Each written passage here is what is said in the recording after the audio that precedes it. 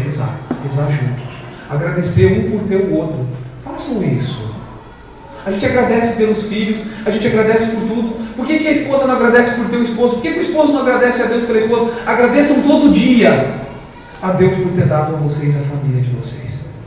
Agradeçam a Deus todo dia. E todo dia fazendo isso, isso vai se tornando um hábito, e isso vai criando raiz no nosso coração. Sabe? Obrigado, meu Deus, pela minha esposa. Obrigado, meu Deus, pelo meu esposo. Por mais que às vezes a gente esteja irritado, mas obrigado, meu Deus, por ele. Obrigado por eu ter ela. Né? Ser generosos. Ai, eu acho tão horrível. Desculpa, viu?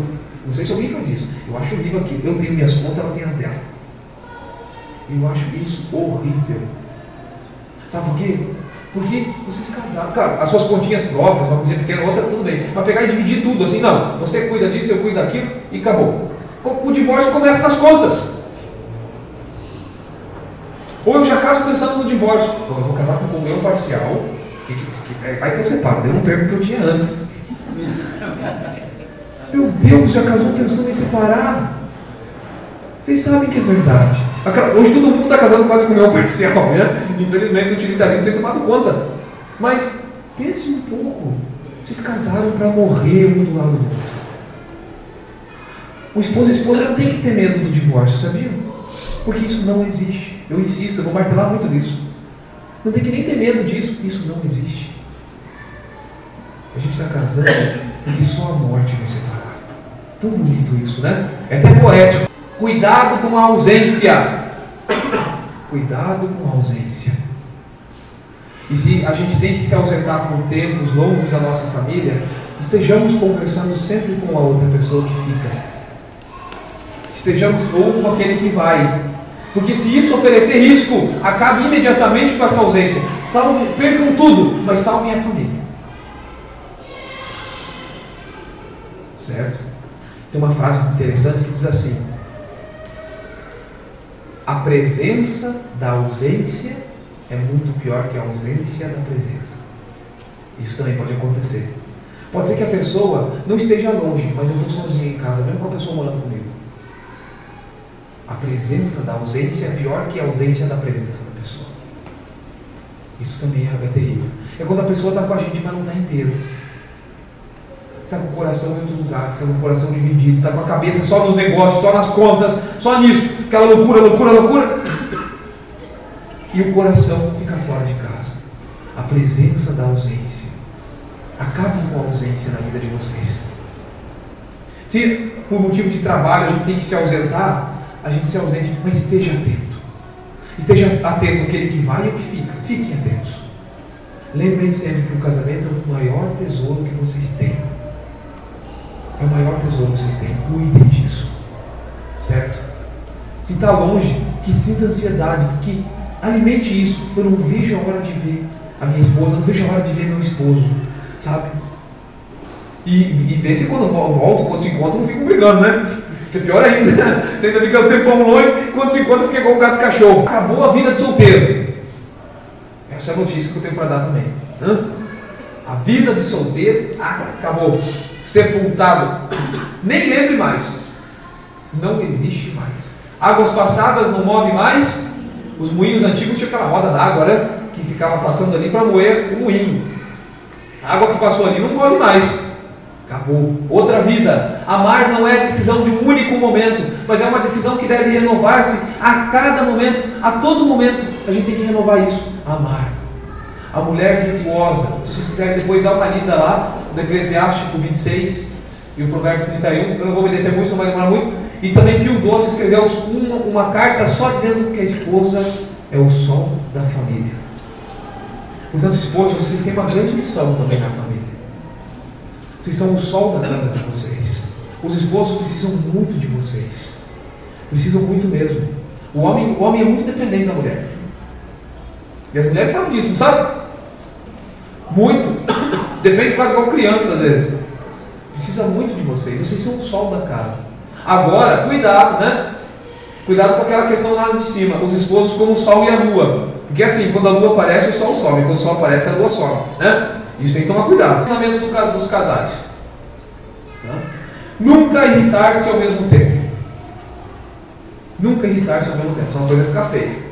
O que acontece se eu tenho fogo e eu ponho mais fogo? E a fogueira cresce. Cresce, é perigoso devorar uma floresta inteira. Agora se eu jogo água em cima, apaga. Evitem irritar-se ao mesmo tempo. Aqui são alguns conselhos para ajudar os casais. Depois, nunca gritar um com o outro, a não ser que a casa esteja pegando fogo, para dizer que está pegando fogo. Tá? Mas nunca gritar um com o outro. Não façam isso. Tenta segurar. Ninguém gosta de levar xingão, né? Ninguém gosta de levar um gritão assim em cima. Isso não faz bem. E digo uma coisa, não vai resolver nada, porque a tendência é só piorar essas brigas. Vocês sabem disso por experiência própria. Eu não estou falando para quem não viveu, né? Estou falando para quem tem experiência própria. Se alguém deve ganhar na discussão, deixe que seja o outro. Então, você vê que estão competindo na discussão, e para ver assim quem ganha, né? Vamos ver o que vai brigar, deixe que seja o outro. Se você se dá conta disso, larga a mão dessa briga. Né? Tinha um tio meu que até brincava com a minha tia, assim, quando ele discutiu, ele falava assim, escreve no papel e deixa em cima da geladeira, não vamos brigar não. Né? Mas assim, deixe que seja o outro que ganhe a discussão. Se for inevitável chamar a atenção, que seja feito com amor. Quando eu chego assim, porque você fez isso, fez aquilo, vai adiantar? A pessoa imediatamente se arma. A nossa tendência, quando a gente é atacado, a tendência até dos animais é se defender. Se eu chego já vomitando fogo no outro, ele imediatamente levanta o escudo. Portanto, se eu vou chamar a atenção de alguma coisa que precisa, que seja com amor, seja com caridade. Né? Nunca jogar no rosto do outro os erros do passado. Isso aqui nós temos que vencer também. A pior coisa, qualquer discussãozinha, porque lembra que quando você fez aquilo? Aquilo já foi. A palavrinha perdão voltou a voar no nosso céu. Né? Não fica lembrando. Passou. Se você disse que você perdoa, então perdoa. Aquilo que aconteceu antigamente não existe. A displicência com qualquer pessoa é tolerável, menos com o cônjuge. A gente não pode tratar a pessoa que está do nosso lado com displicência de qualquer jeito. É a metade da alma de vocês, não é? É a alma gêmea, que nem dizem os poetas. A gente não pode tratar de qualquer jeito com displicência, sem cuidado, sem atenção. Nunca ir dormir sem ter chegado a um acordo. Não durmam sem ter perdoado, sem ter chegado a um acordo, sem ter resolvido. Não façam isso. Pode ser que uma vez não dê problema, mas com o tempo isso dá problema. Vamos buscar tentar chegar a um acordo ainda enquanto a gente está acordado. Né? Pelo menos uma vez ao dia dizer ao outro uma palavra carinhosa. Não custa. Não custa não. A gente consegue elogiar todo mundo que está na rua e o que está dentro de casa a gente não elogia.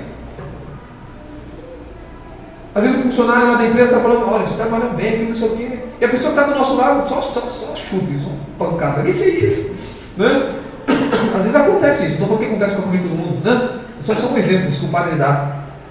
Mas o que custa dizer uma palavrinha de carinho durante o dia? Façam esse propósito. Vocês são católicos. Vocês não são casais do mundo. Vocês são católicos. Vamos combinar isso agora. Pelo menos uma vez por dia. Uma palavrinha só de carinho. Uma só. Sabe? Um gesto. Uma coisinha. Não custa. Né? Cometendo um erro, saber admiti-lo e pedir desculpas. Se a gente vê que fez coisa errada, não deixar quieto para lá e falar, olha, desculpa, eu errei. Nossa, gente, isso muda tanta coisa. Vamos pensar um pouco, será que alguma vez na nossa vida de casado a gente já chegou pro outro cônjuge e falou assim, não, desculpa, olha, foi meu? Ou eu estou certo a minha vida inteira, certo? Ou eu errei muito. É um ou outro. Também, quando um não quer, dois não brigam. Isso é verdade. Quando um quer, dois não brigam. Agora, se a gente deixar um sacrifício. O amor é forte como a morte. Isso, olha, isso está em Cântico, olha que bonito, na Bíblia. O amor é forte como a morte. Vocês querem coisa mais forte que a morte nessa terra? Ninguém escapa dela não, hein? Né? Pode ser o homem mais poderoso do mundo e pode ser o mais fraquinho. Ninguém escapa dela. A gente pode ir para o mais profundo do oceano e o mais alto das montanhas. Ninguém escapa dela. Se tem uma coisa mais forte que a morte nessa terra, é o amor. Suas centelhas são centelhas de fogo, uma chama divina. As torrentes não poderiam extinguir o amor, nem as tempestades. Olha só, as torrentes, nem os rios o poderiam submergir. O amor é bonito. É o amor, isso que a gente não pode perder. Não deixar a nossa vida cair só naquele ativismo, trabalho, preocupação, atenção dos filhos. Vocês têm que cooperar um com o outro. O amor verdadeiro é dom recíproco. Olha só, o que é dom? É presente. É um presente recíproco, é de um para o outro. Né? Que dois seres felizes fazem livremente de si próprios. É dar-se para o outro. É se doar completamente de tudo que são e de tudo que tem. É dar tudo que a gente é e tudo que a gente tem para o outro. É dar. O amor exige confiança. Isso pareceu a Deus tão grande que Deus transformou esse amor em sacramento. Entenderam por que isso é sacramento? Porque é tão grande. É grande esse mistério por quê, filhos? Porque se refere a Cristo e à igreja. Cristo que está unido à igreja e não pode ser separado dela. Por isso que o casamento não pode separar. Primeiro milagre de Jesus foi onde? Num casamento.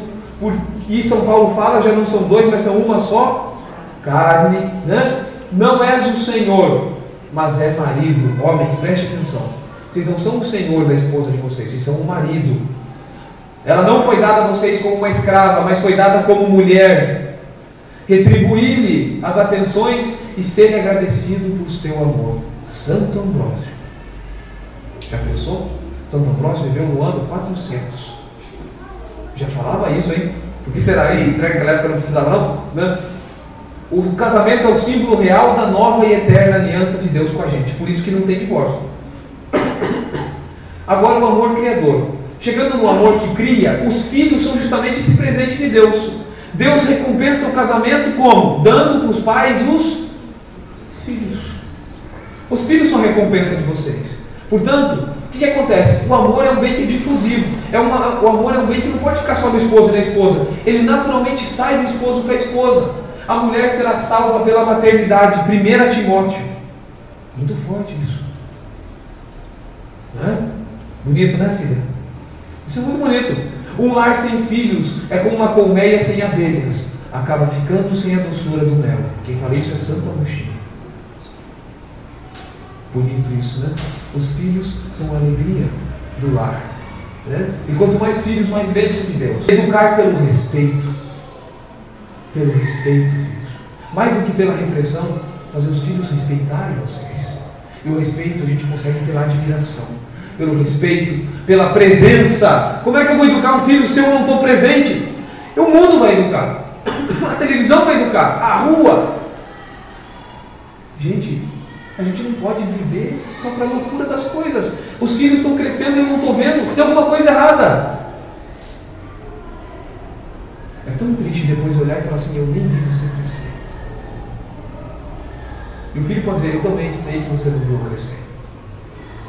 Você estava muito ocupado enquanto eu crescia. Né? Muito ocupado. Depois vai adiantar tudo aquilo? Né? Não adianta. Educar pelo amor, pela correção, saber corrigir, saber dizer sim e não. Não é só sim para os filhos, não. Também não é só não. Mas é saber dizer sim. Conselho de São João Bosco para os pais. Olha, São João Bosco, conselho para os pais. Olha que conselhos valiosos. Valorize seu filho. Dê valor para ele. Se vocês não valorizarem os filhos, quem vai dar valor para eles? Vocês são a família deles. Olha, dar valor é cuidar, sabiam? Quando a gente tem uma coisa preciosa, a gente cuida, a gente atende. Valorize os filhos de vocês. Acreditem neles. Se vocês que são pais não acreditarem e tratarem eles que nem um capacho, quem vai acreditar? Amem e respeitem os filhos de vocês. Respeitar também. Saber que eles têm vontade, que eles têm seus problemas. Às vezes eles têm o problema deles pode ser uma coisinha pequena, mas para eles é um problemão. Vocês olham e falam, por favor, isso é besteira. Mas para eles, naquela idade, isso é um problema. Entende? Para a gente que já passou, não estava nem aí, né? Para a gente que já passou a fórmula de Bhaskara da 8ª série de matemática, não é nada. Para eles é um problemão, porque vão tirar 0 na prova, se não estudar, eles ficam apavorados. Né? Eles ficam nervosos com as notas, essas coisas, né? Eles pensam, certo, né? Não é assim. Elogie seu filho sempre que puder. São João Bosco fala.